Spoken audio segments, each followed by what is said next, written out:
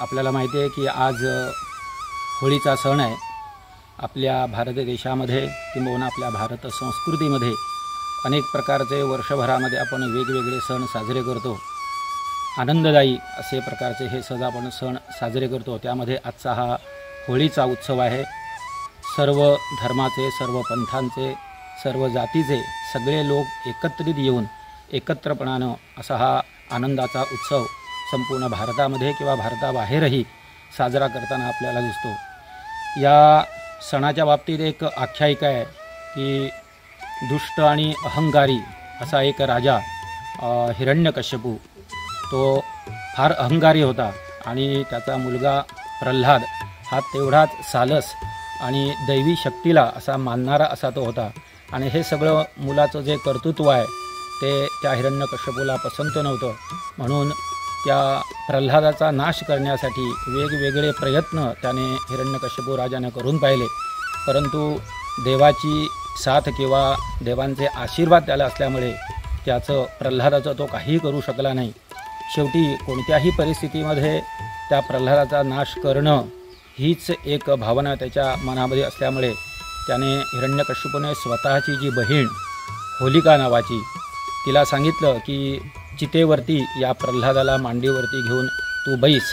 त्या होलिकेला एक देवाचा वर होता की अग्नी तिला जाळू शकणार नाही अशा प्रकारचा वर तिला असल्यामुळे प्रल्हादाला मांडीवर घेऊन बसल्यावर प्रल्हाद त्या आगीमध्ये जळून भस्मसात होईल असं हिरण्यकश्यपूला वाटलं होतं आणि आपली बहीण जी होलिका ही सुखरूप बाहेर येईल असं त्याला वाटलं होतं। परंतु ज्यावेळी होलिका त्या प्रल्हादाला चितेवरती घेऊन बसली मांडीवरती घेऊन आणि नंतर ती चिता पेटवण्यात आली, त्यावेळी असं दिसून आलं की त्या चितेमध्ये ती होलिकाच भस्मसात होत आहे आणि प्रल्हादाला काहीही होत नाही। हे पाहिल्यावर त्यावेळी नंतर लक्षात आलं की त्या होलिकेला जो वर दिला होता त्या वराबरोबर असंही तिला सांगण्यात आलं होतं की या वराचा दुष्ट कारणासाठी किंवा वाईट हेतूनं तू जर उपयोग केलास तर तू त्या अग्नीमध्ये भस्मसात होशील। हे त्यावेळी आठवलं, परंतु तोपर्यंत फार उशीर झाला होता आणि ती जी होलिका आहे ती त्या चितेमध्ये त्या अग्नीमध्ये जळून भस्मसात झाली।